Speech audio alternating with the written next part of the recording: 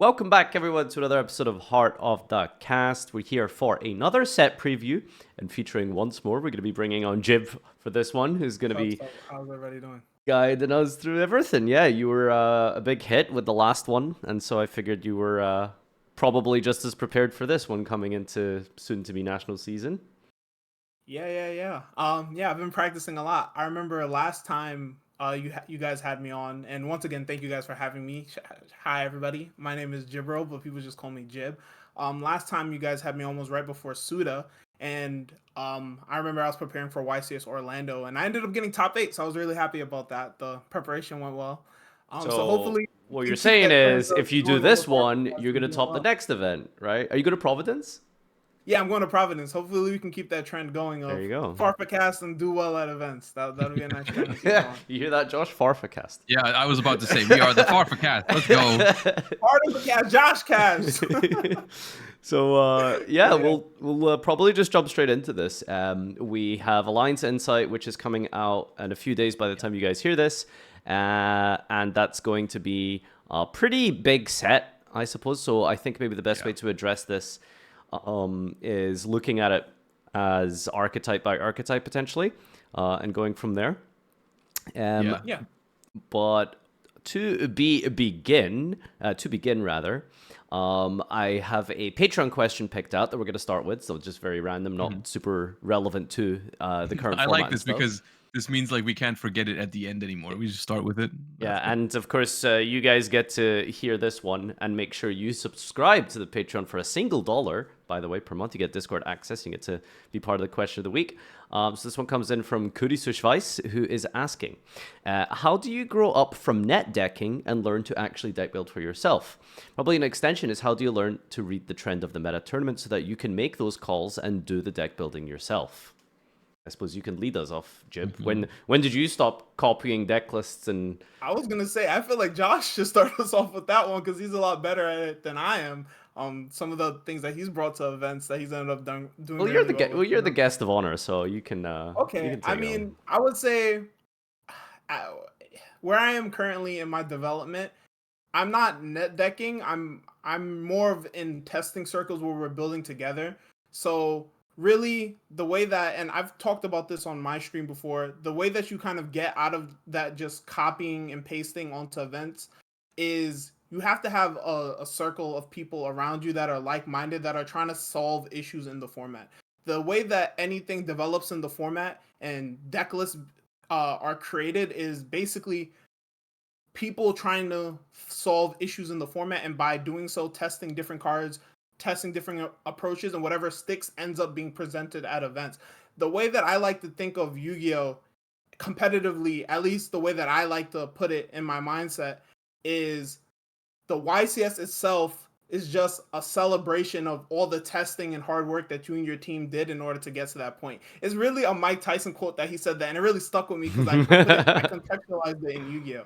And I was like, yeah, this is really kind of how it is. Like the feeling of like being with your boys and coming up with a theory and testing it, and then we all go to the event and play it, and then someone ends up winning or doing well. It's like, all right, so we were right, we were ahead this event. And yeah, that's kind of how it goes a lot. Well, the way I would describe it, from what I'm hearing from you, is basically what you're trying to do is reverse engineer it, right? Like rather than starting from the ground up, I'm going to build a deck. You identify an issue, isolate it, and then build around it, is what it sounds like you're saying. Yeah.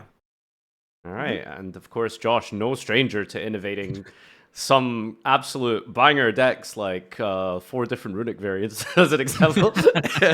Or putting beat comp counters on Mystic Mine. Yeah. There's been very, very cool strategies that you have innovated and created over the years. Genuinely, like so many different meta defining, but also deck defining, I think is also a good way to do it. Like my personal experience is Josh very specifically kind of standardized Pendulum 2016. And I took his list and ran with it. And so Josh, of course, no stranger to creating from scratch. And I guess, take it away. Yeah. How have you done that? What have you learned for this whole period of time? And how have you been developing and evolving to maintain that creativity? I mean, usually the creativity is born from like formats where I'm just not happy with a lot of the decks in the format, where like even if there's format where there's a bunch of really solid decks, maybe every single deck has its own set of flaws, and you really try to find a solution that sticks out from the rest. Because there's nothing wrong with playing standardized versions of decks, and like nowadays Yu-Gi-Oh is being played so much both online and offline that decks get like solved, quote unquote, really quickly. And like there's nothing wrong with taking those sort of standard decks to begin testing with, but eventually you have to realize that like those are the deck lists that everyone else is either using themselves or also preparing for when they enter the next YCS or whatever tournament they're going to, right? Is always like they have the standard build of Malice and Rizyul and whatnot. It's all on their mind. So if you just use those decks, on the one hand, they're standard for good reason. On the other hand, it's what everyone's expecting. So you're really not getting much of an edge out of it. So it depends on the format, whether you think innovation is possible or not. I mean, most of the time, some sort of innovation is possible. But there are certain formats where I just feel like where I'm looking at the top tier decks and I'm like, this just can't be it, right? There has to be something that can exploit. This can't be these it. like, yeah, I mean, like there's formats where I don't reach that conclusion. Like Tier Limit 0 format, I'll be like, I'll look at the format and I'll reach the conclusion like, yeah, nah, you have to play Tier Limit if you're trying to do well, right? Like I'm bringing Tier Limit to that YCS because there's nothing here. There's nothing people have missed. There's no secret. Mhm. But then the other, yeah, whenever I have the feeling that there's like something that can be exploited or something that can be done better, I'll just go into the tank. Also, not alone. Most of these innovations that you've like you said are like things that happened alongside other people, people that I bounce ideas off of, people that throw ideas at me, and we'll try them out. And I think that's one of the big things in terms of like, there's so many Yu-Gi-Oh cards out there. You got to know which ideas are worth testing and which ideas you got to like throw out even in theory sometimes, because you can't possibly test everything to like the proper amount. Mhm. um but for the most part, it's really about that, like identifying what the best decks in the format are, identifying what their weaknesses are maybe, and then maybe if you find a weakness in a meta deck, then you can either maybe take that meta deck and fix that weakness in it, and then you'll end up having a better deck than everyone else, or you end up finding a different deck that plays very well into those weaknesses. Like, I don't know, Paleozoic playing very well into the weakness of Zodiac, where Zodiac just didn't apply pressure and couldn't deal with face down cards. So, like, that is another way how you can find a deck that just matches up very well into the format. Yeah. Yeah, very well put. I would say most recently we saw that in this format, right? Like at the beginning of the format, if you would have told me that Memento and Malice would both win 2 ICSs this format, you would be like, nah, this is a Rise on Malice. It's like a 2-deck format. Like most people would say that the format was solved, but we saw that a lot of top players moved to these other combo decks to exploit the weaknesses of Mhm. Rizyul in particular. So I thought it was funny. You Yeah. said Rizyul, you said Malice and Memento would end up winning 2 YCSs when it was oh, Memento winning Mermel both. Memento Malice You're still like, ringless. bro thinks No. he's on the team. Megalo looking different. Yeah. But conversely, I would say, and as advice to newer players or people trying to be more competitive, a lot of what the advice that they are giving right now and saying, I think, works at the highest level.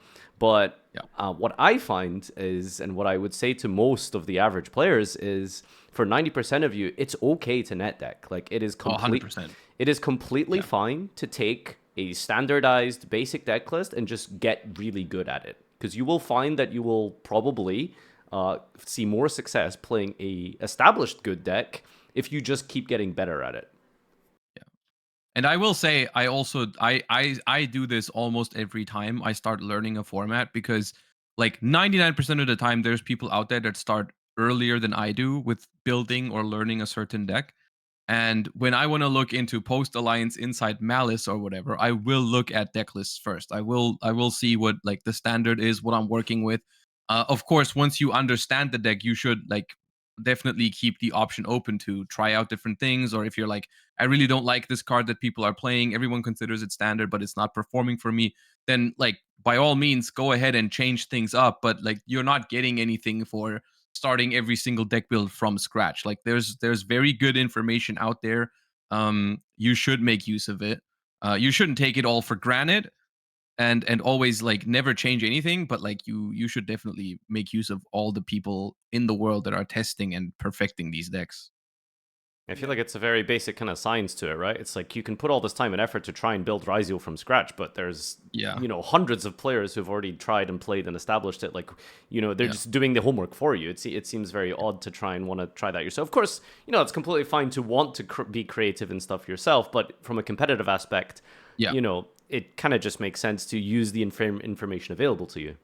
Yeah, I think a lot of people take pride in like this. I never net deck, or I don't copy my decks from anywhere. I always start from scratch, and it's like if that's your thing, then sure.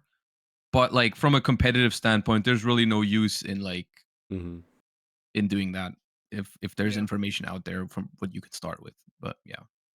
I like to call it casual elitism. Is sometimes you'll find the biggest elitists in the community can actually be the most casual players. I mean, that's just another thing, right? Doing it yourself is completely fine, but like blaming others for net decking is just blatant, like stupid. If someone wants to do that, then let them do it. But any more things to add to the point, Jib, before we move on? I would even go as far as to say, like, even at the highest level, like when new archetypes come out, people like there are some players in the TCG that I know that will like not look at the OCG and they'll just read the cards. But even I feel like most players will even still look at an OCG deck list to see like the non-engine, the tech cards that people are playing and try to like figure out like, oh, why are they playing these cards in this deck? And they'll try to like put one or two together like that. But everyone looks, I feel like for the most part, everyone looks at the OCG when new cards come out to see what sample deck lists look like. So even at the highest level, there is you wouldn't call it net decking because we can't take it card for card because their format is just different. But there's always something else to reference,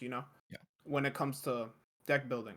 Yeah. And you want to find a good balance with that too, because if you just end up taking everything and copy it, then you will end up with solid decks, but you will end up never innovating, and you might end up missing cool things or good things that could end up improving the deck a lot, especially when it comes to like OCG and TCG comparisons, whereas like maybe they forego certain archetypes or certain cards because they don't match up well into their format, but our format is significantly different. So maybe, you not putting that card in your deck because the OCG doesn't play it might end up with you missing a very good card in the archetype. But in general, it's always good to get inspiration and ideas on how other people perceive these cards. All right. So when we talk about Alliance Insight, it's kind of interesting, maybe could be kind of worth discussing where we're at roughly right now, despite the fact that it is a fairly game-changing set. But I've actually heard a lot of people comment, this current like in-between format, we've had it a few times throughout the game's history where there's like a ban list and then a new major set within a couple of weeks. A lot of people quite actually liking this middle period. There's a decent amount of innovation because we had a huge list and pre-Alliance Insight. So, I mean, I guess something must be said about where we're at currently. I mean, how do you guys feel about where we're at this very moment? Just coming off the back of, for example, Memento winning a second YCS. Yeah. Yep. Yeah. It's two in a row, right, for Memento? Yeah. I think so, yeah. Would you like to share some insight on Memento, perhaps, going into this new set, Jib? I think that Memento's still a strong deck going into the next format. It's funny that you mentioned this in-between format because I pretty much just skipped it. Like, because I don't have any events. I was thinking about going to Mexico. I ended up dodging last moment. So I've just been focusing completely on ALIN format. But this little in the middle format is pretty interesting. I like that Memento's finally getting some time to shine because the deck has been at this power level for the last couple of sets, honestly, and no one has really given the deck the time of day. But the deck is strong, and I think it'll continue to be strong into Alliance Insight format. So it is really strange. It kind of begs the question on how Konami like actually structures their season. Because it feels almost wasted, where there's room for a lot of experimentation and stuff right now. But ultimately, a lot of competitive players like yourselves, like you don't look at like format to format. You kind of look at like event to event type of thing. So yeah, I guess there isn't really too much to say about this particular portion. For those of you who have been attending anything and doing stuff, that's cool. I'll be curious to see what you've thought about this particular portion of the season. But of course, the big important thing going forward will be Alliance Insight, and this will be the national set, and very likely to be the same ban list and stuff as well. So much to deliberate on this. Should we begin? I think archetype to archetype is the best one to go with, and the big elephant in the room naturally is Malice. So, bunch of big cards coming. Jib, why don't you tell us the two main new cards, I guess, that's coming from Malice, and I suppose, what this changes and how will this affect the Yu-Gi-Oh? So Malice is getting a couple new cards. They're getting 2 new archetype cards, and they're getting Ignister support. It's basically just a Cybers support. I know Josh hates Cybers cards. I found a new love for Cybers cards ever since Malice has come out. But yeah, so they're getting 2 Malice cards. We're getting a new name, a 4th name, March Hare, which functions a little bit differently than the other names. Actually, it functions completely differently than the other names, where the other names are normal summons that, when banished, summon themselves back to the field.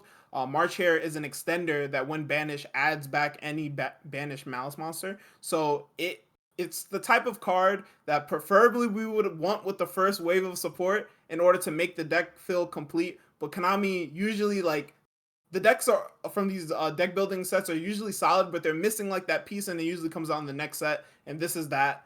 We're getting the piece that we're kind of missing, which was the extender.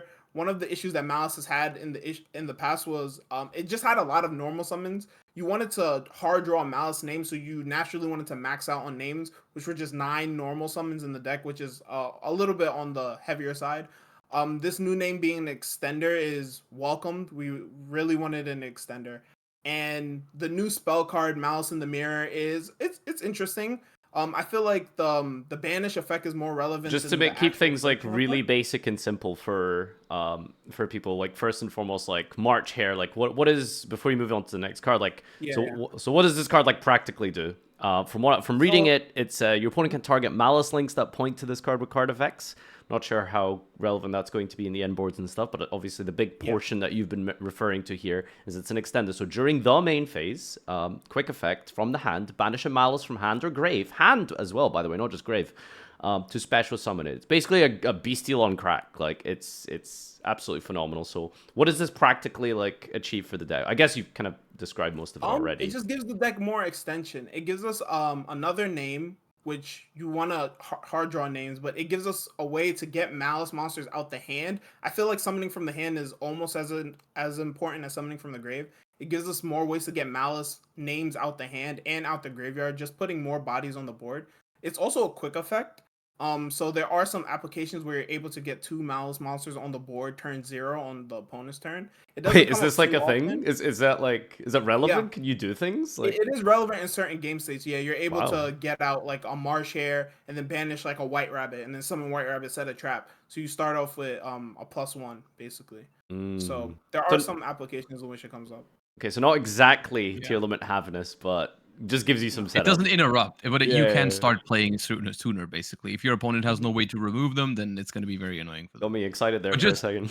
Just in general, like, this card, I think it already reads like a pretty solid card, but once you see it in practice, it's like so much better than it even reads, because it's basically everything Malice wanted, except it's not a 1-card starter. That's like the only thing it isn't. Everything else it basically is for this deck, because anyone who's played against Malice will understand how good the Bestials were as extenders for the deck a lot of the time, where like you would start hand trapping them or interrupt them even on your own turn. Sometimes the Bestial like just hit different, like people were trying to play like Ghost Bell to stop the GWC from reviving the Whitebinder or something like that.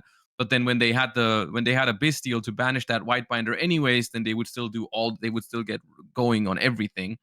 And basically being able to banish from your own graveyard in Malice is a really good way to reestablish all of your resources, even if your board does get broken or even if your cards do get outed. So the deck having not only a searchable Bestial, basically, but also a Bestial that will almost always recycle itself later on. Like, you can bring this back to your hand after using it by banishing it with Whitebinder or any other banish effect, is incredibly powerful in the grind game for this deck. So it basically makes it so that no deck, I think, in the format will outgrind Malice if Malice achieves its end board. I think it's either stop them from making the board or maybe play a deck that aims to basically kill them immediately if you do that. But like in the long run, they're just getting everything back every turn because you can keep banishing everything from your grave with the March Hare. And so The only thing that this new Malice support does not provide the deck is like more starters to make up for losing a Dormouse, a White Rabbit, and a Malice in Underground. But that's where the new Ignister support comes in to fill that exact role. Mm-hmm.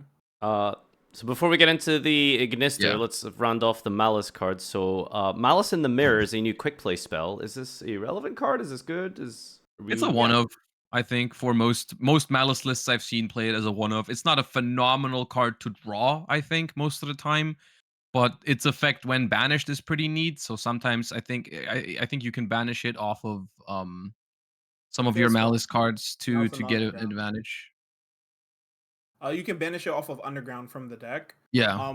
And it's relevant for some of the lines where now you're able to, instead of just banishing a name and then triggering that name, you're able to banish Malice in the Mirror, which then banishes the name and then searches the card. So it gives you extra advantage. Usually it's searching March Hare also, which is strong, to say the least. Yeah. And it also, like, in case you draw Malice in Underground already, you can also choose to use Red Ransom to add this instead, which previously there was only one Malice spell in the game. So Red Ransom would always search a duplicate, basically. And now you can search Malice in the Mirror, which it does have some defensive capabilities. You know, it's a quick play that basically can negate a monster effect. So if you don't need it in your combo and you're able to just search it for free because you already have the field spell, then it could be all right. Yeah. I would say its defensive applications really are important when we start talking about plays under Lancia. Because now when you get Lancia, before you would just go for a White Binder and set GWC, which would turn into an MTP.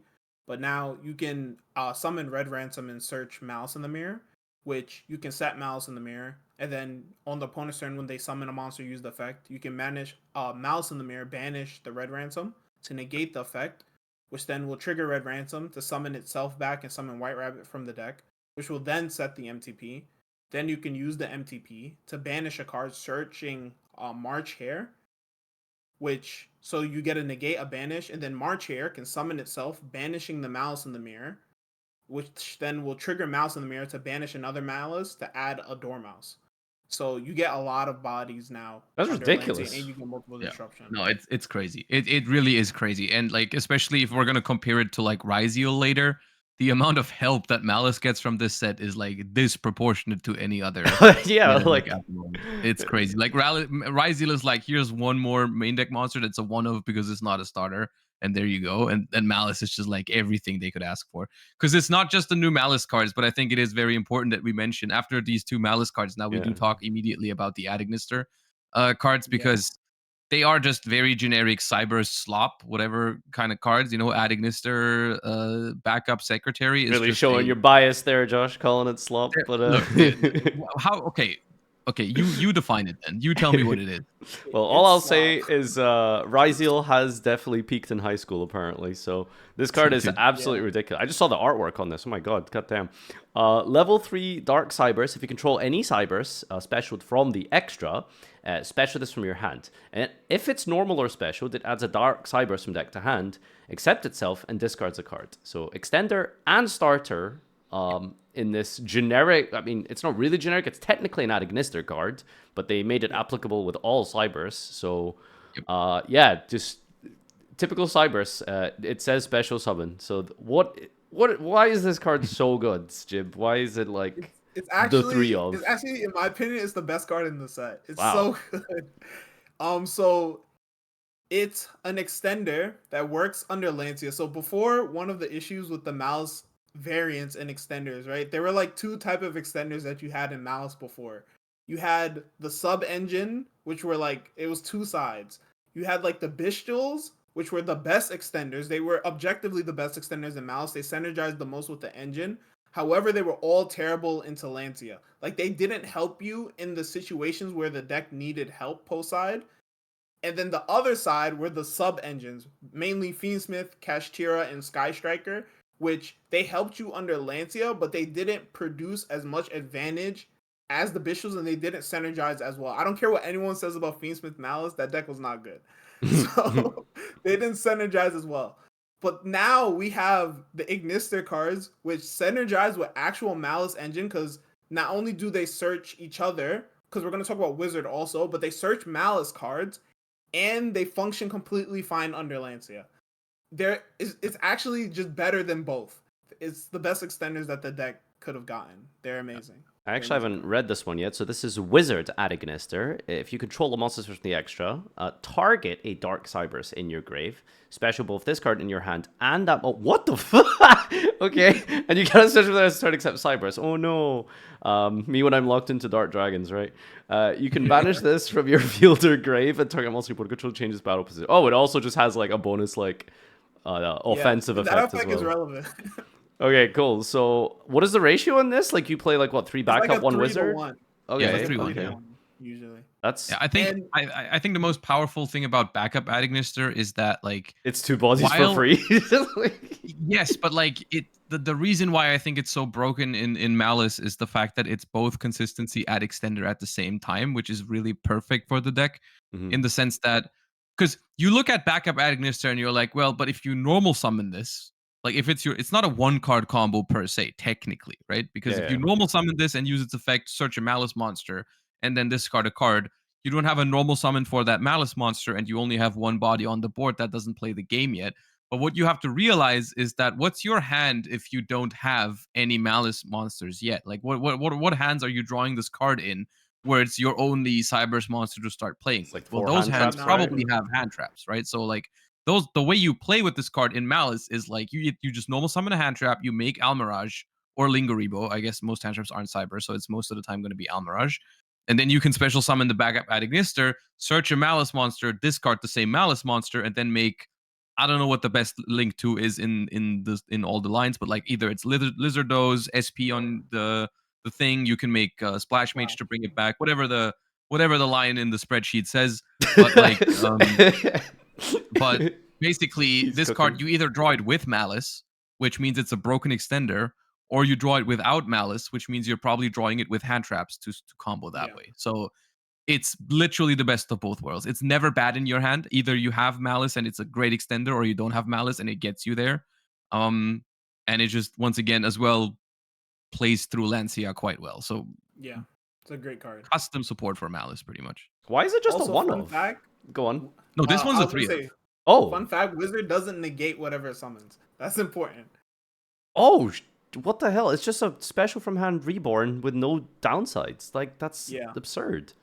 So like some lines, like say for instance, you open up like backup plus Wizard, it's full combo. Because you can Yeah. like normal summon backup, dump White Rabbit, make a Link 1, special Wizard, special back Rabbit triggers, set a trap. So you beat Nib, then make a Link 3.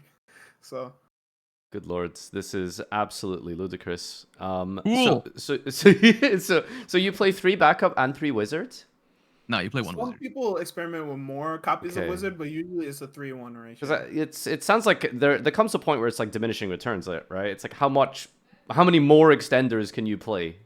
I think it's just the logic is backup at Ignister is the one you're actually trying to draw. Mhm. Wizard is like your search target for backup if you already have Malice access, right? Like when you don't need to search a Malice with backup at Ignister, you'd really like to have a different search target that is more extension. Mhm. So that's what the Wizard is there for. But you're not really trying to draw the Wizard on its own. Like you can, but I think for the most part, you're better off playing more non-edge, whatever, than the Wizard. I think something else that we failed to mention is that backup is searchable mid combo because of Cyrus Wicked, because backup is a tuner. So Mm. during your Malice combo, you Wicked. can turn 2 monsters into Wicked, summon under it, and then banish a Malice to search backup. Okay, I have to ask, this Malice extra deck sounds completely impossible.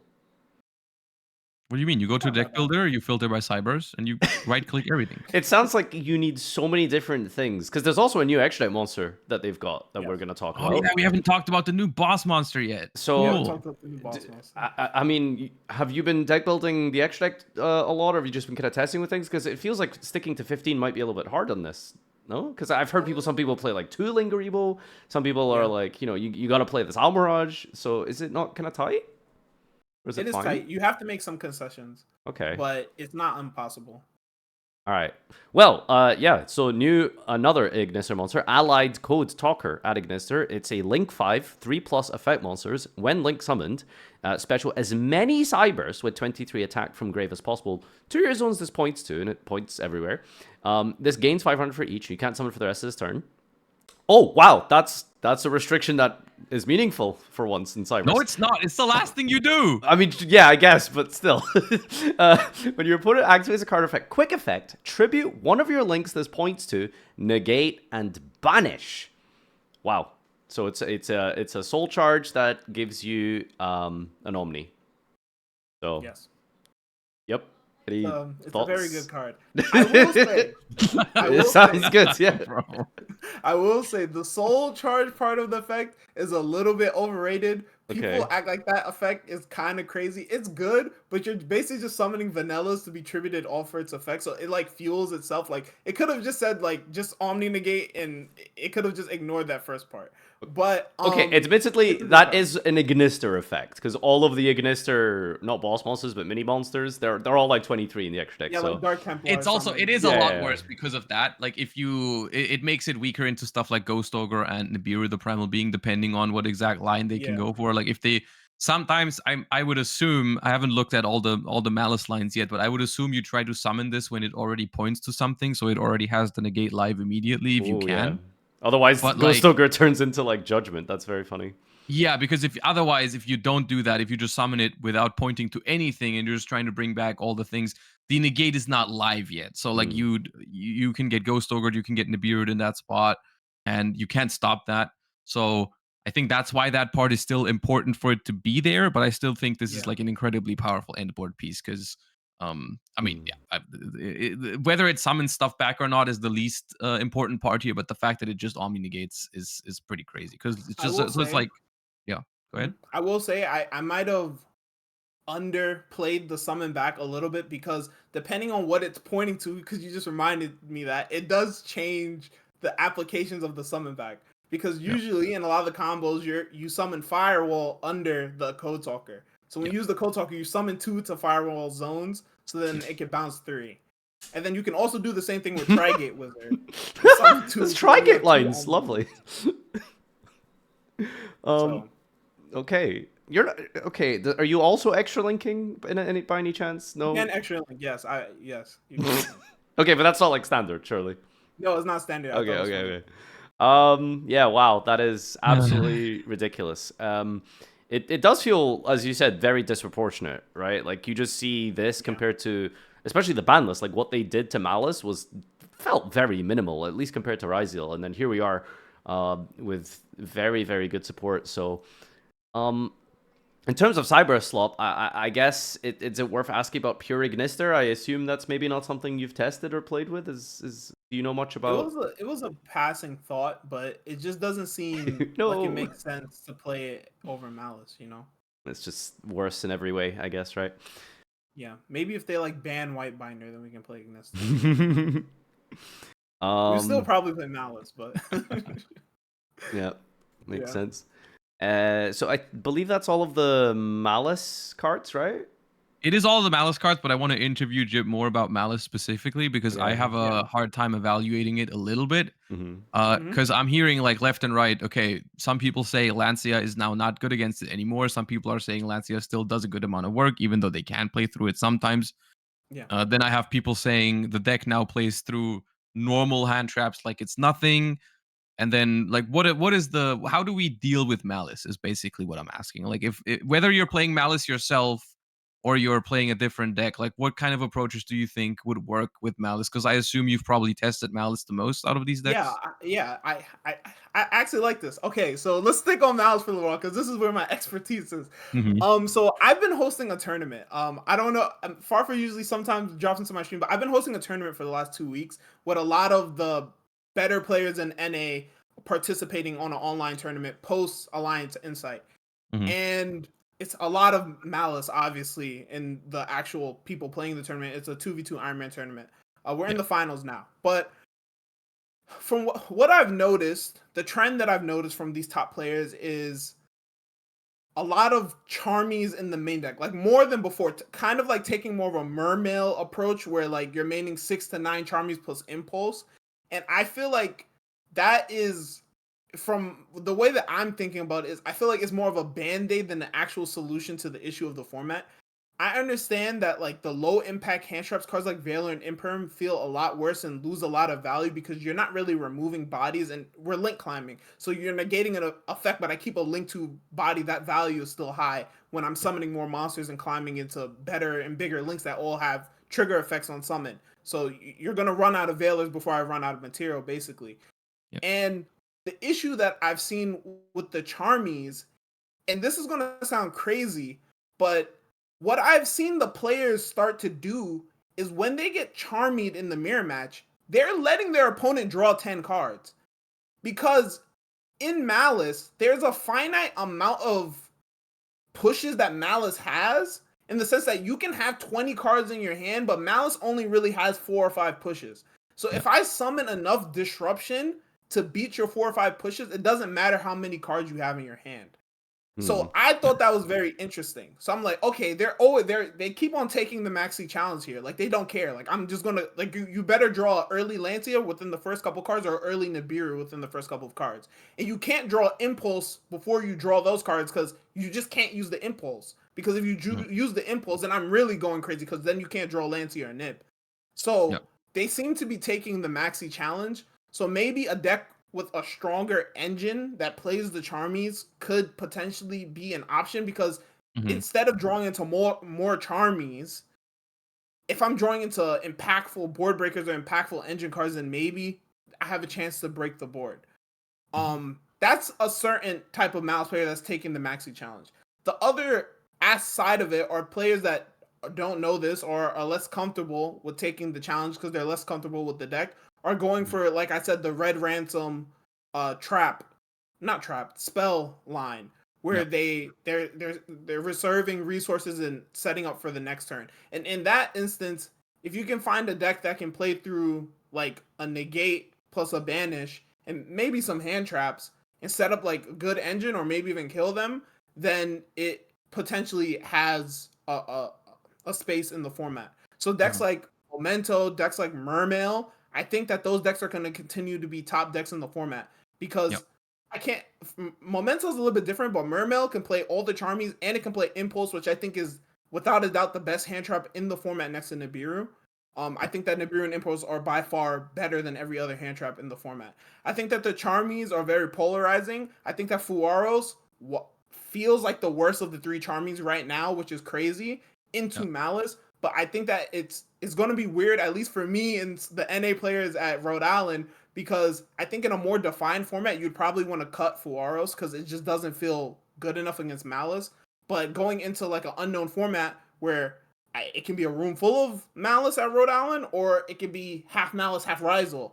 I don't want to be maining Meows in my opponent's summons Ice, you know? So I'm probably going to be forced to either continue to play the Fuaros or just don't play the Charmies at all in the main, which is something that I've also been sort of experimenting with. Just playing more value hand traps for the mirror, because I think that the interruption that the mirror match sets up is you can deal with it. Like the engine going second into itself is not terrible into the half board, where other engines I think struggle into Malice half boards. Like the banishes lose a lot of value into the Malice half board. Also, I have Lingeribo, so I can like counter some of your disruptions by just like putting bodies on the board.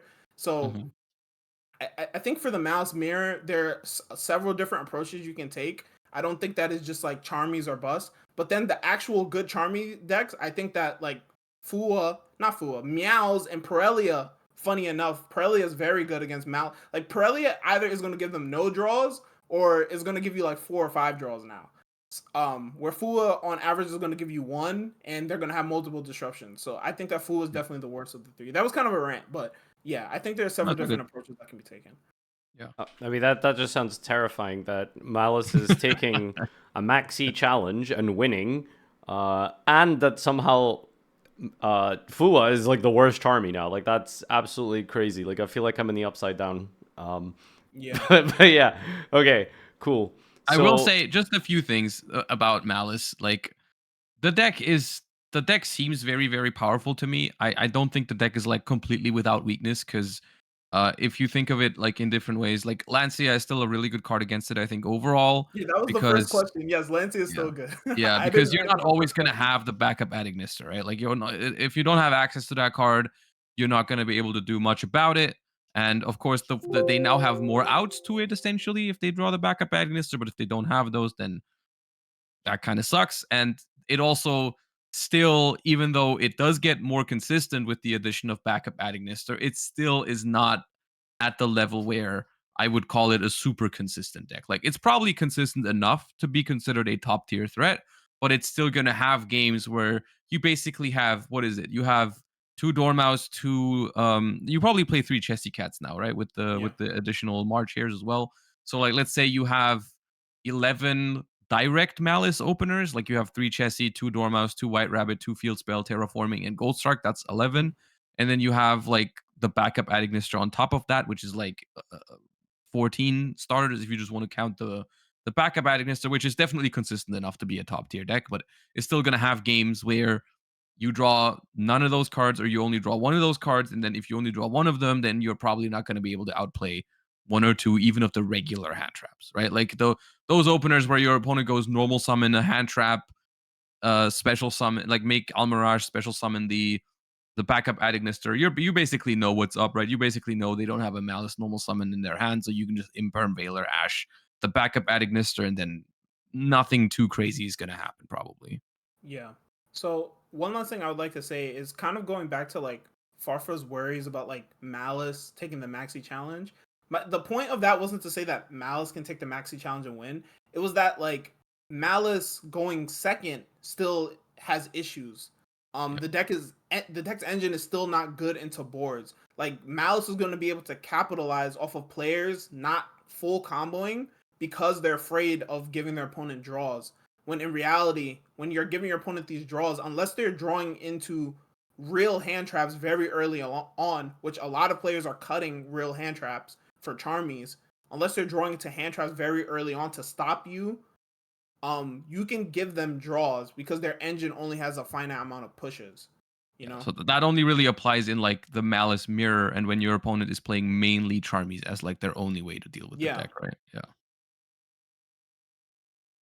Well then. Yeah. So that's Malice. That is basically I think that's the elephant in the room in the next format is like, how does your deck deal with Malice? How does it match up with Malice? Because Malice is predicted to be, from what I'm grasping from other people that have been testing the format and stuff, predicted to be the best deck, right? Now, Yeah. I don't think we live in a world where the deck is just going to be like tier 0 unbeatable strong, but I think it's fair to say that the deck is the deck to beat going into like the first couple of tournaments after the set drops. But I think there is one or two other things in the set at least that are rivaling it for that top spot. There's other decks that are still very well positioned, like Mermail and Memento. And then there's a bunch of other things in this set too that have like decent potential to be pretty strong, like tier 2 decks as well. But really I think quick, when we I don't yeah. know if you like fully went over it, but is going second into Malice with like board breakers an option at all? Like just pure board breakers? Is that even remotely possible? No, I don't think so. No. Okay. I don't think so. I think that yeah, the board is essentially too layered. Like there are interruptions in the back row, front row, hand, and grave. Yeah. It's too many places to cover. It's a whole fucking It's football mega field. layered, and it's very layered. It has an Omni Negate, and it also draws like 3 cards because Chessy Cat and White Binder. So it's like they're gonna have their non-engine ready to go. They're gonna have back row you're worried about. They're gonna have March Hare in hand that you're worried about. They're gonna have on field monsters that you're worried about. It's just not like maybe in the world. I can see a world where you play some hand traps to maybe make them make a half board, and then maybe certain board breakers can work like in the right spots. I'm sure like a well-timed Super Poly or Ultimate Slayer or whatever can take apart a significant portion of their board, but it's never going to win you the game against the full combo, I think. Yeah. Have you guys read Boral Code Talker? Yeah. Speaking of like Slayer, that's like a really interesting tech that I've seen some people talk about. Yeah, but it's just like if you're not playing hand traps at all, then isn't it possible for Malice to just like make transcode talker as well to just cover some more board breakers because your stuff is Yeah, untargetable. but transcode talker is like one of those flex spots that I haven't Yeah. seen a lot of people playing Hmm. transcode, but it is something that could be played in the deck. Yeah. But yeah, Well. the Borocode talker, the Borocode, no, not Borocode, Borocode dragon as a Yeah. target for Ultimate Slayer is pretty neat because it basically outs 2 link monsters and gives you a body as well. Yeah. Yeah, this is pretty neat. Okay, yeah. So that sounds like you basically just have to play the absolute best hand traps for exactly Malice to stand the chance. Is Yes. feels a bit go fish. I don't know. That's kind Yeah. of. Well, I'm not gonna say I told you so, but We'll celebrate the Cyverse victory at some point in Nationals if they end up with like 32 or 32 top cut bots. That'll be something crazy. But all is not lost because I'm sure there'll be some decks to challenge Malice going forward. What do we think is like the second best deck post ALIN or something that's viable or? not necessarily second best deck, but I think if we talked about Malice, I think it makes a lot of sense if we continue with the one Rizyul card because we're gonna be done in Sure. like a minute. Yeah. What's the Rizyul card? I honestly don't think I've read it. Star Rizyul is what it's called. Star Rizyul. Okay, so let me Yeah. just bring this up. It is searchable off of Sword. It is the Pyro, so also Bonfire. Oh, that card's at 1 now, actually. Never mind. So you can special this from your hand by detaching an XE from a monster. 1 XE from, your monster, okay. If summoned this way, you can't spell them for the extra deck, etc. You've got the lock there. You can only special summon it once per turn. If it's special summoned, you can set a Rizyul spell and trap. So it's cool. It actually looks pretty decent. So I guess does this make Rizyul, what is it called, whole? Plasma hole? Does that make that like a Rizyul hole? Does that make that like a standard part of the deck now? Or Yes, Okay. it does. Yeah. And for all intents and purposes, it kind of pales in comparison to the yeah. Malice cards that we've just talked about. But it is a really good card for Rizyul. Like this is basically what this card does is it gives you any Rizyul combo before Alliance Insight basically plays out the same way now, but you just get 1 extra card out of it because at some point you're just going to summon this for free. Either you search it with Sword or you special it off Ice, and you're just going to get either like you can get Rizyul Cross before you attempt to resolve Duo Drive now, which is very big because people, of course, have been holding certain hand traps to counter the Duo Drive, like Ghost Ogre or Effect Veiler or Ash Blossom, right? So you can guarantee having Cross before you summon the Duo Drive to basically force it through. Or the other way around, if your Duo Drive gets stopped, you can still use Star Rizyul to get to Cross anyway. So it's basically a guarantee for you to set up Cross, and then you also play the Rizyul Plasma Hole now. So that end board is going to look a little bit stronger now because basically the Cross is always going to be there, and the trap card is basically always going to be there as well. But that's also it, basically. There's not much more here to say about it. It's a one-of, usually, because it cannot start any combos. Like, it's a fine card to draw if you can already play the game. But for the most part, you want to search it in your combo.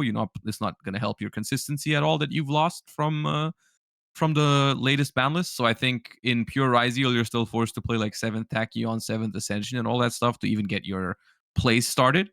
But it's good. It's good. Okay. So just conceptually, really quick, just to run that back, is this like Malice and everything else, or is it Malice and Contender? This format. I think there's a contender. Okay. Yeah, there's a contender in this set, but it's not Ryzeal. Okay. Okay. So wrapping up Ryzeal here. I guess we already went over all of the consistency hits and stuff on the ban list, but like, what do you guys think is going to be established as like the standard type of engine to play with Ryzeal? You know, we've seen some Mathmech creeping around. Fiendsmith seems like it's still probably going to be part of the lineup, having had 0 hits. Like, how would you kind of approach Ryzeal if you were deck building it today? Well, post ALIN. I would say, funny enough, the Star Rizyul card, at least in my opinion, I want to know what Josh and you think about it, but I think that the Star Rizyul card is really only a tool for pure Rizyul. I think that Rizyul variants that already have engine requirements and bricks, we've already seen, like, in this current format, a lot of Rizyul variants cutting like Node and Cross and only playing like the 6 good names. So I don't see a world where like they would play a card to help you search cross instead of just playing the one cross brick or the one cross a node. I think that this is really just a tool for pure Rizel. And I think that pure Rizel going into the next format, especially with like the value of like 1-for-1 hand traps diminishing, I don't think that pure Rizel is very well positioned into the next format. Maybe as things develop and become more defined, then pure Rizel could be played as maybe an anti-meta deck in order to, okay, I'm playing pure Rizel because everyone starts maining Lancey and Meows and these type of cards, and I want a strong archetype that has a lot of pushes that I'm just ignoring people's non-engine, you know? So maybe as things develop, then pure Rizel could come back around. But I think at the beginning of the format, I don't see a reason to play pure Rizel over Malice or over the other deck that we're going to talk about. Yeah. That's I kinda tend where to I'm at. agree. I think pure Ryzeal would be the way to go. I think there are some reasons to play the deck because it is probably going to be one of the decks with the room for the most non-engine, while still being consistent and putting up strong. Going first, I think the deck is going to, on average, put up strong enough boards to compete with the meta decks in the format.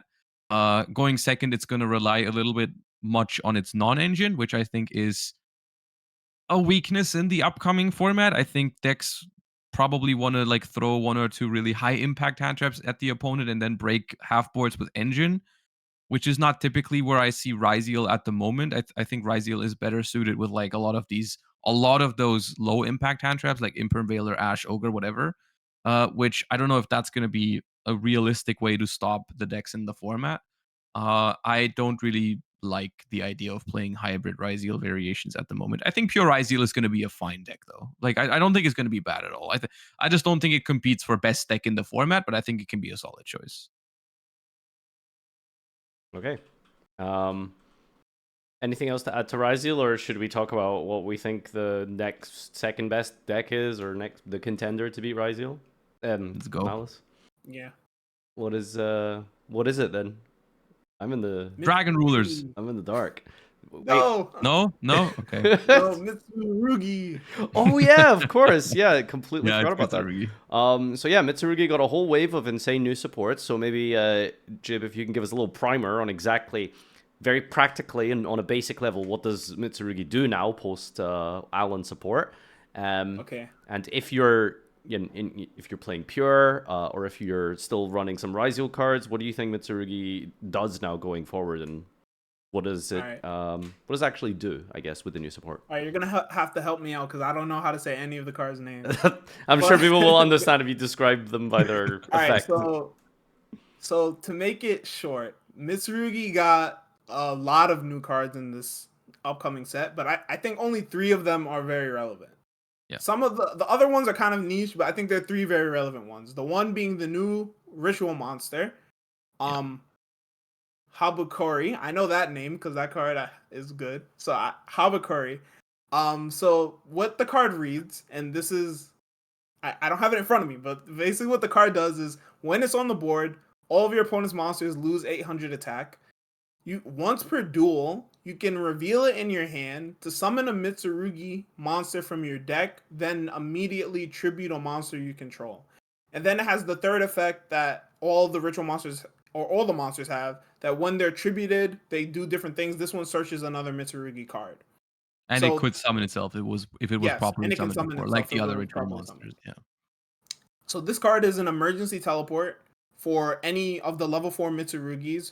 One of the issues with Mitsurugi before was the consistency. You really only had access comfortably to the monsters and never to the spells. You really had to like hard draw the spells or get to Saji to get the spell, but then like you need another way to get to the monsters. It was really paired with Rizyul for that reason, being able to loop King of the Frail Imps multiple times in order to get to both sides of the engine. But obviously that's inconsistent because you're very susceptible to hand traps and different types of stops. But now with the new Mitsurugi support, you can honestly play a Mitsurugi deck of just Mitsurugi, and I think that is pretty solid. So yeah, Habakuri being able to e-tele any of the level 4s from the deck. We get a new level 4. I don't remember his name, but basically what he does is on normal or special, or if he's tributed, he searches a Mitsurugi monster. So he can search the Habakori. So he's also a 1-card starter. So the Ritual is a 1-card starter. He's a 1-card starter. And then the third card that I feel is very relevant is relevant in certain versions of the deck. It's called Mitsugiri Mirror, and it's a new ritual spell that says that you can ritual summon a reptile ritual monster from your hand or graveyard by using monsters on your field or hand as material. But the important part about the card is that its second effect mentions Amino, Futsu, and this guy, the new ritual. So it allows the deck to finally play pre-prep, which Yeah. all ritual decks should be able to play pre-prep. That card is amazing. Plus one. Yeah. So yeah, this allows pre-prep to come into the picture. Yeah. Into the picture. Yeah, so we get 3 more starters in the form of pre-prep. Yeah, it's a crazy second wave of Mitsurugi support because they did something that they usually never do, which is they gave them cards they actually need. Yeah. Which is Mitsurugi from its first wave already was better than expected because it already had very powerful endboards and very powerful interactions with your opponent.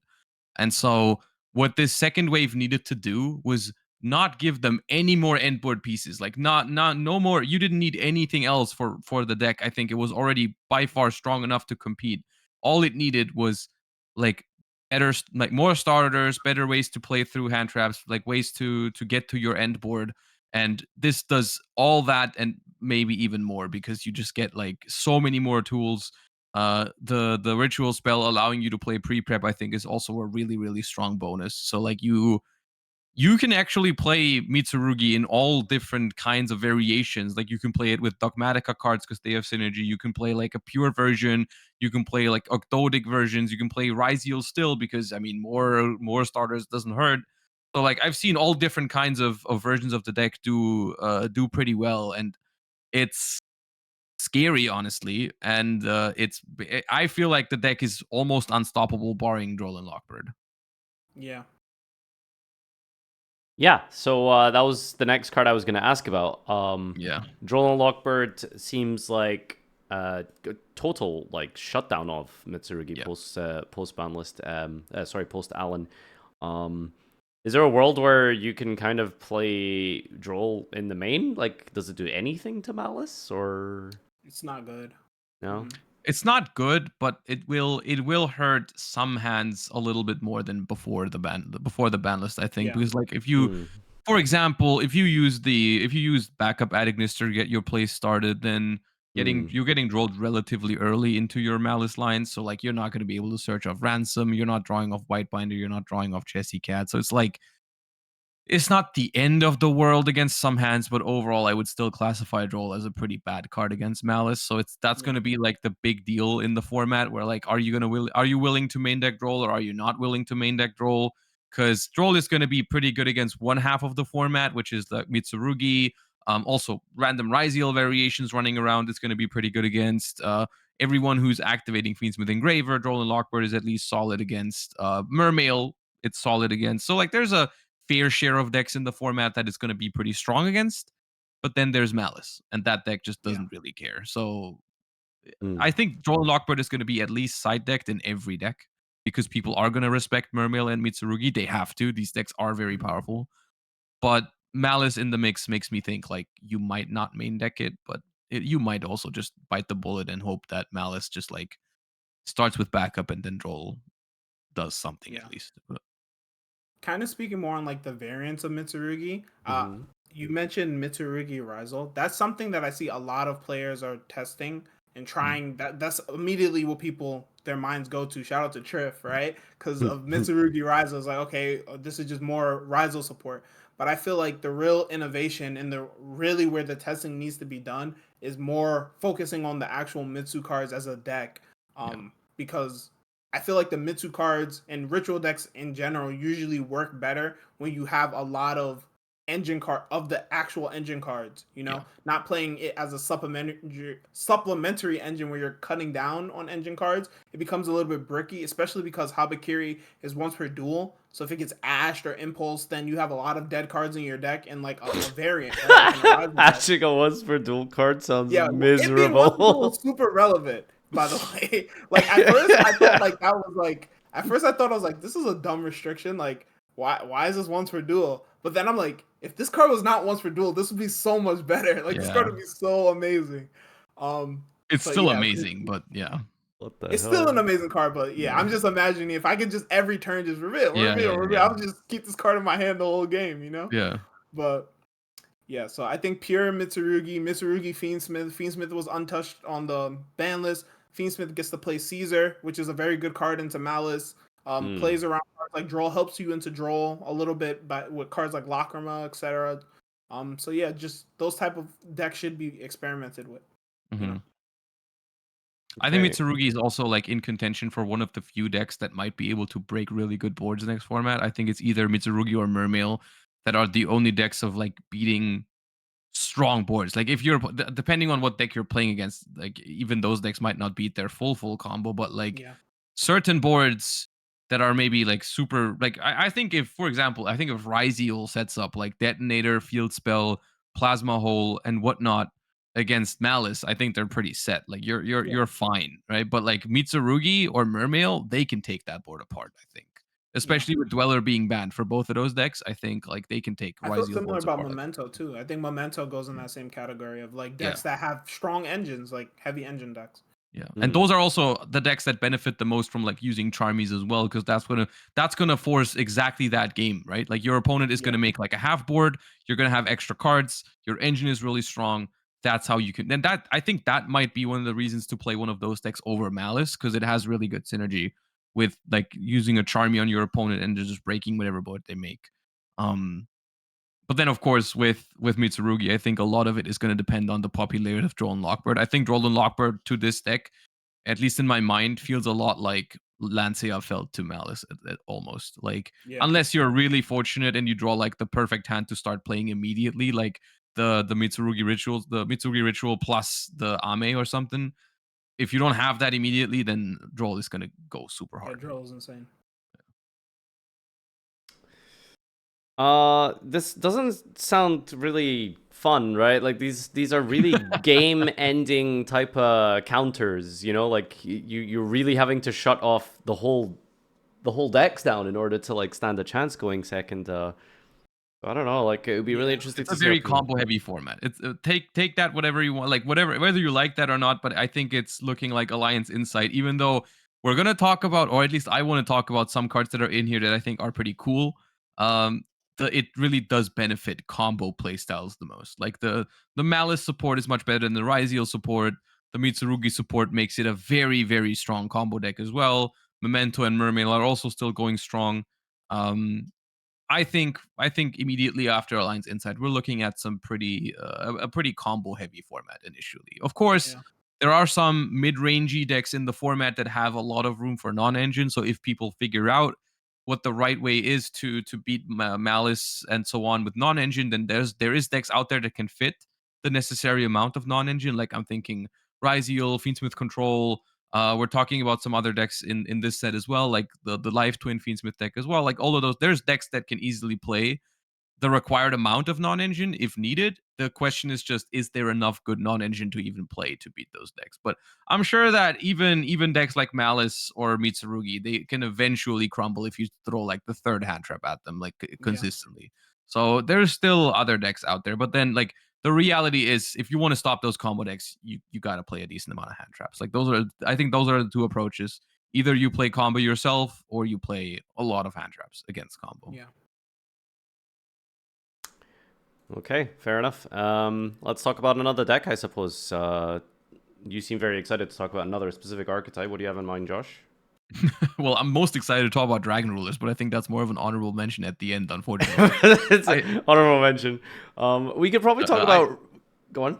Mm-hmm. No, go ahead. Well, yeah, we could, I guess we could, because like you're right, it's probably not as relevant, so we shouldn't maybe focus too much on it.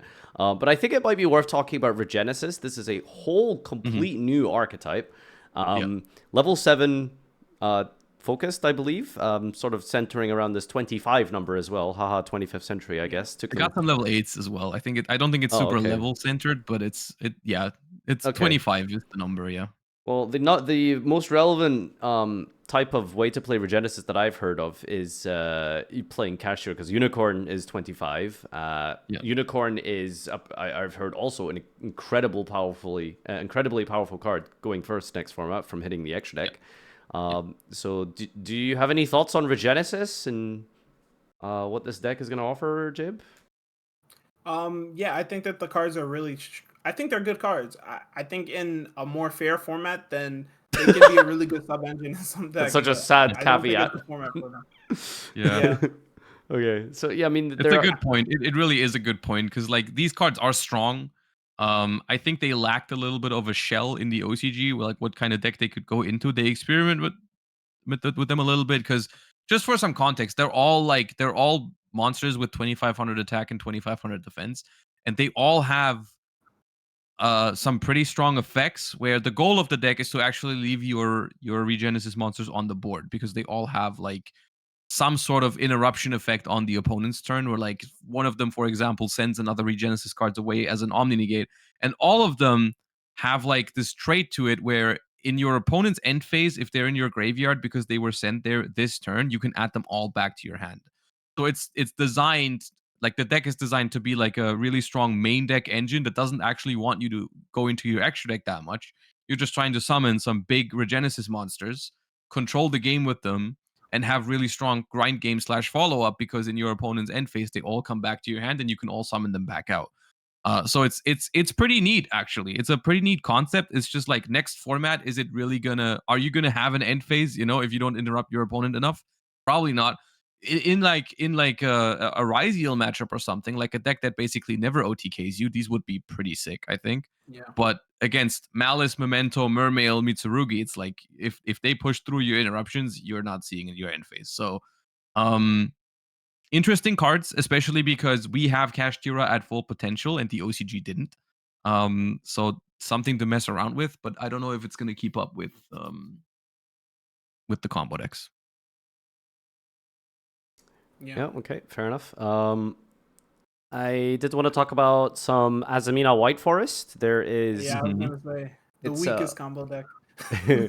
And I want to say it's crazy that that's the weakest combo deck. Yeah. Looking at those cards, it's crazy you said that, but you're probably right. Yeah. I played against this deck at locals last week, and you just ended on like 6 or 7 disruptions, and it's getting more support. So interesting to see what this deck does. So yeah, they have a bunch of new tools here. I don't know what the most relevant ones are, but I mean, go ahead and tell us. Like, what are the important pieces, I suppose, that's helping White Forest Azamina here? / Sinful Spoils. I don't know all the cards like by heart. I know like the more relevant cards. It's the deck, I would say, out of everything in the new set, it's the deck I've tested the least, because I saw in testing, from the little I've done, I saw the flaws immediately. I was like, there's no reason to play this deck over these decks. What did you notice as some of the flaws? So it plays a lot of engine requirements. Like if you look at a White Forest like Azamina deck, it plays like 5 to 6 1-ofs that are important for your combo in different parts, but they're garnets basically. The deck is also not the greatest into Charmies. It's a little bit better into Fuaros now than it was before because of the new big monster. It gives you multiple disruptions by itself, but it's still not amazing into Charmies. It's not amazing into Droll and Lockbird. And going second, the engine just can't push well into boards at all, and it doesn't have room for a lot of non-engine. So the most important card in the new set for it is probably the Field Spell, which is a very classic. Oh yeah, that thing's insane. It's a very classic activate Field Spell and add a monster from your deck to your hand, which on the one hand is nothing special because we've seen it a ton of times. On the other hand, we all know how good that is, and it's also really good in the context of White Forest because it's a consistency card. It's a searcher, but it also stays on the field, so it provides 1 free send for all of your White Forest effects, like how the entire deck revolves around sending spell and traps for cost. This card just stays face up on the board. It has some minor benefits to it as well, but you don't really care about it. I think you're going to send it for cost most of the time. But just like White Forest out of all decks is probably one of the best decks in the game to get a field spell that adds, because it can use it to send. I just think that. Yeah. So I'm just reading it, and it's absolutely criminal that they made a White Forest field spell that didn't have a grave effect. Like, Okay, yeah. At the same time, though, that'd be completely broken. Yeah. Also, It doesn't it would be like on have theme. I Yeah, don't no, know. it'd be on theme. Yeah, I was like, correct me if I'm wrong, but doesn't the card also have like a weird anti-synergy with the Azamina cards? Like it says like you can't summon darks or something. Not special It does say darks in you the can't extra summon deck. dark from the extra deck for the rest Of of the the turn. rest Yeah, of so the turn, what the hell? Yeah. Okay. Yeah, so So you it does lock you out of Azamina, I suppose, which is probably good balancing wise, but it's kind of awkward when Yeah, it's you like think on about theme, right? Like in the like, lore. oh, White Forest gets restrictions now. Why we never thought of that Yeah. when Snake Eyes cards came out, but okay. or Cyberse cards apparently. Yeah, I Yeah, think other than that, the deck also gets new endboard pieces that are pretty neat, all things considered. You know, new main deck monsters that you can end on, new Synchro, Synchro 12 and Synchro 4. Well, the Synchro 12 is technically a Snake Eye card, but you wouldn't play it in Snake Eyes. It's just good in White Forest. So pretty good cards overall for White Forest, and the deck is still, for what it's worth, pretty scary to go second against.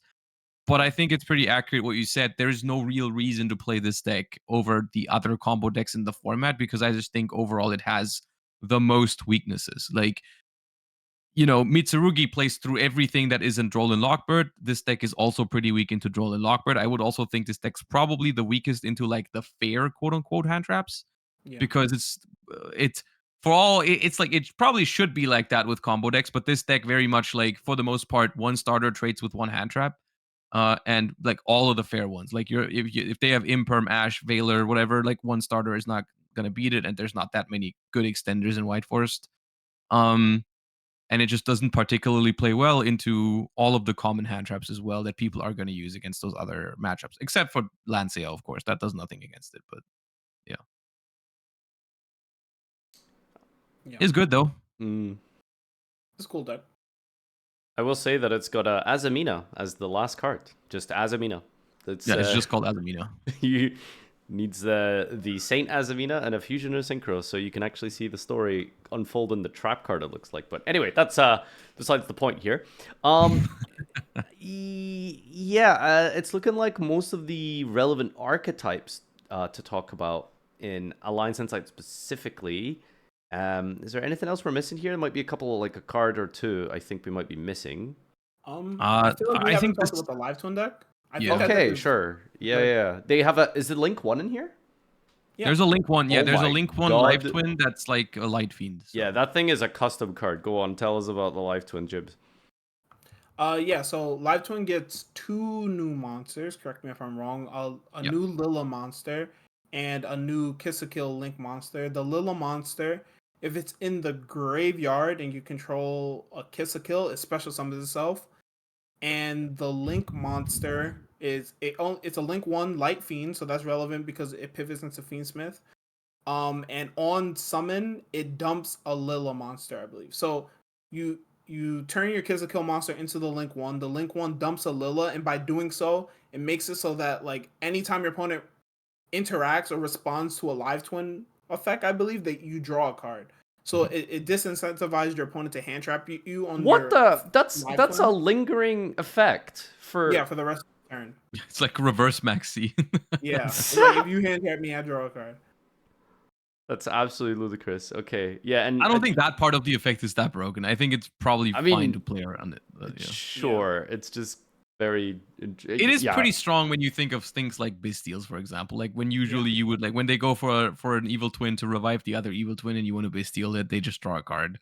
Okay. So it's good, but the relevant part is that it dumps the Lilla for free, The so new it one? revives itself. Yeah, Yeah. and it also is a Light Fiend. So that's just like evil life twins. I think Life Twin Fiendsmith is one of those decks that I referenced earlier, where if you're not into the combo heavy decks in the format and you're just trying to find like a more mid-rangey, like it's still a combo deck, but it's more mid-rangey and it has more room for non-engine. If that's more like your thing, then I think this deck is an option. It is terrible into Fubalos though. Like that deck is you cannot do anything meaningful on their Fuba in this deck. Yeah, in my opinion, again, like the Regenesis cards, and I sort of, for sometimes I like that in sets where we get cards that are like very powerful, but then we get like cards right under that power level that have like future applications once we're like out of this format. I think that like the Live Twin cards, like Live Twin Fiendsmith is another one of those decks that like down the line I could see being a top deck in like a more fair format. Because it's strong. I don't think Fiendsmith will get hit again on this ban. Like I thought this was the ban list for Fiendsmith to get hit.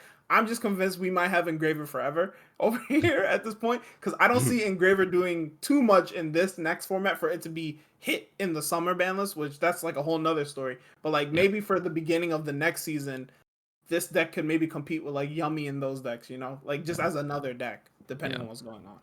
It definitely has future applications for sure. And I think it's a good thing you pointed out right now is like all of those decks we've mentioned so far, very little of it involves Fiendsmith. So the thing that we all thought was missing from this recent ban list, maybe for this upcoming immediate format, actually wasn't super necessary to hit Fiendsmith because all of the decks that play Fiendsmith, or most of the decks that play Fiendsmith, seem like they're like tier 2 at this point, like Fiendsmith Control, Evil Twin Fiendsmith. I mean, of course, some people are going to mess around with Fiendsmith in Malice or Fiendsmith in Memento, but for the most part, like, I think it's not looking like Fiendsmith is going to be that dominant of an engine. Well, of course, we're going to see it.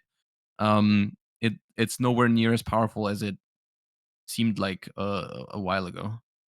Oh, you're gonna eat your words now because it is Fiendsmith is what everyone will be cheering on. Can you believe going into this format? There is one new Fiendsmith card actually that you guys have missed. Kind of, sort of. Well, it's not really a Fiendsmith card. There's a new TCG exclusive that I wanted to bring up. It's very funny. It's a vanilla monster. It's called Dippity. Oh, yeah. It is a light fiend. I hate this guy, dude. I hate this guy because now, like... So it's very relevant. Explain why it's relevant. Well, a vanilla monster. Vanilla. Yeah, it's a light fiend vanilla, but it's also... well, it's specifically because of... Primite, I guess, right? If you could use this as some sort of like floodgate against pretty much the whole format, right? Because it's light, it's fiend, and I guess that's the whole point. Well, I mean, that's nothing special, right? Because that already exists. Wait, no, hold on. Why is this relevant? That was a wait. It's only slightly better than White Dust On. That's the thing. Wait. Oh, wasn't there like a Cyberus something relevant for that I've been missing? Did I might have just made this up. Sorry, okay. So Dippity is a relevant card because it is a level 4 light fiend vanilla. Okay. It has 0 attack, so it's like technically like most of the time it's going to be the same as White Dust On. It is still strictly better than White Dust On because level 4 light makes Chaos Angel with Fiendsmith or with Necroquip. It even makes light and dark. So this card does nothing other than invalidate White Dust On in like Fiendsmith Primate or whatever, which is a deck I've been messing around with a little bit in this sort of middle period before Alliance Insight. I've been messing around with Fiendsmith Primate. I was playing Summon Skull and White Dust On. And with the release of Alliance Insight, it's been brought to my attention that both of those vanillas are now suboptimal because White Dust On is no longer optimal because Dippity is just better. And Summon Skull, apparently, I think, was never optimal because Beast of Talvar is just better because it's got 100 less attack, but more defense. And because Lordly Load, you have to summon in defense, it's better if it has higher defense. So it was always wrong to play Summon Skull, even though he's cooler. But now you don't play either of those vanillas anymore. So I'm mad about Dippity. I knew it was relevant for some very minute reason, I guess. Never mind. Not anywhere near as relevant as I thought it would. It's not game breaking or anything. It's just slightly better than White Dust On, Okay, so we could probably mention the Dragon rules a little bit. I saw some combos online. It is a scarily like powerful combo just into the context of the upcoming format. Maybe not that great, but yeah, there's a whole bunch of new Dragon rulers. There's quite a few of them, so we're not going to go through all of them one at a time, but they have like a bunch of Xyz monsters that represent the light and dark. And I think there's like a couple of new starter cards as well. I mean, I guess you can probably mention what you would like to bring up about them, Giorgio. The thing is, like, you've always said this deck is like a grind deck, right? This is not what the deck is trying to do. I think it will. If you would ever, I think if you ever would play this, it's because of that. Yeah. Okay. I don't think the combo potential here is what you would do. Like that seems like a YouTube combo kind of thing.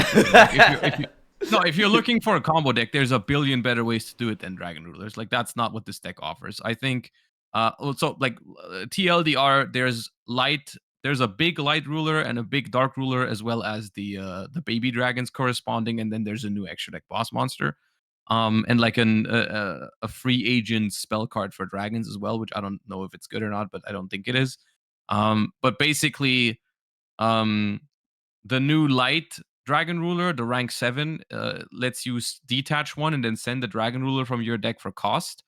And then you apply that Dragon Ruler's effect that it has when it's discarded from your hand. So basically, you can send a Tidal from your deck for cost to Foolish any monster from your deck. You can send Tempest from your deck to search for any dragon. You can Foolish Blast 2 to pop a card, and you can Foolish Redox to reborn anything, right? And that's a quick effect. So the idea behind it is like, well, you probably send like Tidal or Tempest on your turn, and then you leave it on the board, and on your opponent's turn, you can send Blaster for a pop or whatever. Of course, you could do crazy things with this card. Like you can make it. You can use Tidal to send a Floodgate, and then on your opponent's turn, you can send Redox to revive it. I don't think anyone is going to do that, because if you're looking for broken combo decks, then there's other options that don't have to play Dragon Rulers and like multiple bricks to make that happen. I think there's better combo decks out there. I think my initial idea with these cards was, since Dragon Rulers typically don't need their normal summon, and this deck has a very easy time searching any sort of dragon in the game, you could I was thinking about like a primate version of the deck that's like really grindy, because all the Dragon Rulers have crazy follow-up and you don't need your normal summon, so you can always search Ether Barrel by banishing Redox for one of your other Dragon Rulers, and you get Drill Beam, and if you ever draw your vanilla, it's not a big deal because it's a dragon and you're going to pitch it for your like baby dragons and stuff like that. That was my idea with it. I haven't really messed around with it much because, funnily enough, there could not be a worse timing to play such a deck, because that deck's going to suck ass into Fuva. It's going to suck ass into Droll and Lockbird. It's going to be terrible into Lancia because you're playing Dragon Rulers. So there could not possibly be a worse time to play a deck like that. And then on top of that, you're trying to grind in a super combo heavy format. So I don't think it's a good idea right now, but I just want to say I think those cards are really cool, and I honestly don't think the combo potential with them is that crazy.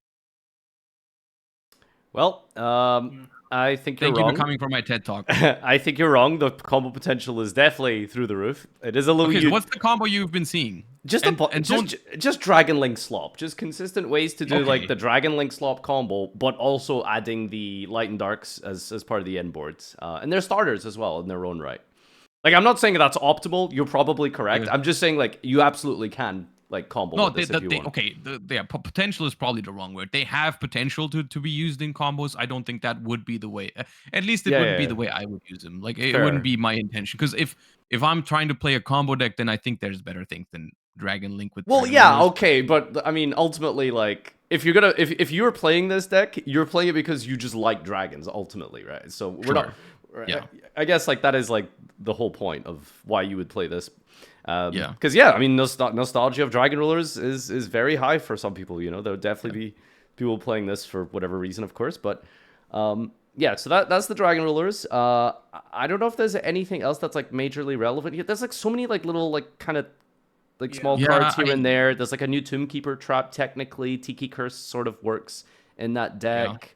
I think one other card that definitely deserves an honorable mention, because it is also for a pretty meta relevant mid range deck at the moment, is the new Ancient Fairy Synchro, which is a light that's synchro. So good. Yeah, it's part of there's an entire archetype in here about Ancient Fairy Dragon, but most of the cards are just okay. The new Synchro has some randomly pretty strong applications in Blue Eyes, because it's a 3300 can I say this one, because this is the only card. This is my only this is my only contribution from this whole podcast. Okay, so this is a dragon light synchro that can be tagged into through Blue Eyes Spirit Dragon. So basically, all this really does is in Blue Eyes. The reason it's relevant is it gives you OTK potential, because Spirit Dragon tags into your extra deck in defense. This, for no real apparent reason other than, I guess, maybe to support Spirit Dragon, is a super heavy samurai. This is 33 defense, and it can attack while in defense. That's it. That's the Blue Eyes application for this. Yeah, it's a pretty good application, to be fair. Yeah, for sure. It turns the Spirit Dragon to 5,800 damage, which is pretty good. Yeah. So, I mean, Blue Eyes, we haven't really talked about Blue Eyes much, but Blue Eyes is currently one of the stronger mid-range decks in the game, I suppose, which, depending on how things go with the new format, could still be a solid mid-range contender. I don't think it competes for best deck in the format, but it's definitely a solid tier 2 deck at least. And from what I've seen in the OCG, every single Blue Eyes deck is playing this card, so it can finish games quicker. And I think it's going to be the same in the TCG. If you see Blue Eyes, it's probably going to play that card. Yeah, and in terms of Blue Eye support, Snake Eyes Vengeance Dragon is in this set. Vlad was playing it. I don't remember why though. Can you figure out In why Blue this? Eyes? Yeah, Is the what Crimson level Dragon is is in the there. ultimate spirit dragon? He's 12, so I think it's like something to do with Huh. Crimson Dragon. Yeah, Because Okay. that it's card just is a like a disruption. quick effect Flamberg, right? Yeah, It's like, yeah, it's a essentially. quick effect. It's a level. It's a generic. It's actually a good level 12 generic synchro. Yeah. For what it's worth. It's a during the main phase quick effect. You can target a face-up monster on field or graveyard and then put it in the spell trap zone. And then also during the battle phase, you can target a monster and a continuous spell and destroy them. So, like, it's pretty hard to attack over because you're gonna put something in the spell trap zone. So once they try to go into the battle phase, you can also pop with it, which in terms of generic level 12 monsters is pretty solid. You Good. know, there's not many other just generic level 12s you can just make on turn one and they're like really good defensively. So this one's all right. I don't know if it's like, I mean, yeah, I guess Blue Eyes can make it if you make double spirit and then, but then why wouldn't you go for Blazar? If we're going the Crimson Dragon route, then I feel like there's better things, but it's all right. It's a good card. All right. Anything else you want to bring up, Jib? They're like two cards that I think are cool. There's like a new trap card, like Dragon something, Dragon Bind. It's like it's a counter trap that says like if you have a monster 2,500 or more attack. Dragon's it's- Mind. There it is. Yeah. Yeah, that card is interesting. It has to be exactly 2,500. Yeah, It 2,500 has to be attack or defense. It's basically there's a dragon on it, but it feels very tied to the Regenesis archetype. But it's Yeah. like it's a solemn judgment that can reset itself. Yeah, that's kind of cute. And then there's a new level 11 synchro that's generic that I think is very powerful. Oh, what is it? I don't remember what it's called, but it's like Juraishin, the Cursed Thunder God. Yeah, that card is good. Juraishin. Each time your opponent Organic activates a Punk card Card. or effect, gain 300 life points when it resolves. During your opponent's turn quick effect, you can pay 1,500 life points and tribute this card, then activate one of these effects. Either destroy all face-up monsters your opponent controls or destroy all face-up spell and traps your opponent controls. Yeah, that's a level 11 quick effect Raigeki on the opponent's turn, essentially. Yeah, Battle Or- Butler. Or Heavy Storm, or a life point gain. Why do you think this card's relevant? What made Because you we're getting think of punk this? cards soon. Oh And yeah. punks make like a level 11 synchros really easily, but there are no good ones. So this is like a good level 11 synchro. This is like something you can do instead of just paying a bunch of life points and then hope to sit on a psychic and punish it. Yeah, you can make like a Yeah. disruption. I mean, for what it's worth, I think this is roughly the power level I would like generic synchros to be at. You know, it's no bear in the fleur, but if you're ever in a situation where you can make a level 11 synchro, this is a good like quick effect Raigeki is a good endboard piece. Like that's a solid card. It's just Yeah. a really funny statement to hear. Like, it'd be a healthier game state if Yu-Gi-Oh was at a point where a quick effect in engine accessible Raigeki was the standard. You know, Yu-Gi Boomers in shambles right now. But yeah, no, very cool card for sure. I don't think there was anything else in here that There's a stood out- bunch of cards I stood could out just to throw me. out as honorable mentions right now. I don't think Yeah, they go on. warrant like too much talk. There's like some of the TCG exclusives are some neat support for like Goatee, for example. The new fishes I think are all right. Nothing super meta relevant. I think the new Dominus trap is interesting. Oh yeah, I because forgot it about can- that one. Yeah, does that it's one do? very niche. It's if you have no monsters in your grave, you can activate it from the hand. When your opponent activates a monster effect on the field, you can negate it. Mm. Then, if you have a trap in your grave, you can add a Dominus card from your deck to your hand. Mm. So it's basically like it's a little bit like Imperm, but they can't dodge it. And then it also, if you have a trap in the grave, it just adds one of the other Dominus cards. The only thing with this card that's kind of harsh is that it has a very like strong restriction. If you activated this card from your hand, you cannot activate the effects of monsters in your hand, graveyard, and banishment until the end of the next turn. So basically, there's only a limited amount of decks that can play this because you also want to pair it with the other Dominus cards. So basically, you'd have to be playing a deck that can play Impulse or Purge Mm. and also not rely on monster effects in hand, graveyard, or banishment. So basically, trap decks, right? Like you cannot play this in many decks. Mm. But if you're playing a trap deck with Dominus cards, this card is pretty strong. Or like, let's say you're playing like a trap version of Labyrinth with Dominus Impulse. I could see playing this card as well. It's a very powerful card if you can pull it off. Like if you can negate an opponent's card effect and search a Dominus Impulse, that's really good. Yeah. Well, that's definitely interesting, but making this Dominus lineup thing be the standard, I thought was how they were actually going to address like Ash and Permveiler, right? Like those are like the sort of like the trinity of hand traps of the basic, trading of card effects in Yu-Gi-Oh. I thought maybe they would try and like start to focus more on the Dominus cards going format, but just in terms of like its power level, it is so much significantly weaker than Impulse and Purge. As a generic card, yes, it's way more Yeah. restrictive. Like the power level of the card is high, but only in very few decks. Mm. It's kind of like Dominus Impulse and Dominus Purge have the same kind of deal where very powerful card, but you can only play it in specific decks. This one is even more specific in terms of what decks you can play it in because it's very, very few that can play it. All right. I think this one sounds like a good wrap then. So Yeah. appreciate everyone tuning in as always, and great to have Jib on to take us through the set. Who, gave us some really cool insights and descriptions of the upcoming format. So it's awesome to have you here, and of course, make sure you shout out yourself and your channel, your socials. Where can people find more of your content?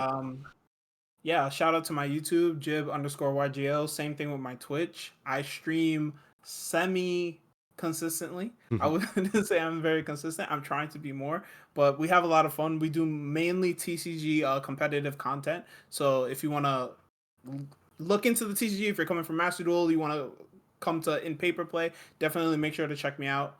So Link will be in the description for those interested, and of course, big shout outs to the patrons as always. So thank you so much, everyone, for tuning into this episode. This has been myself, Josh, and Jib. Peace out. Good night. Bye-bye. We'll see you next week. Bye-bye. bye.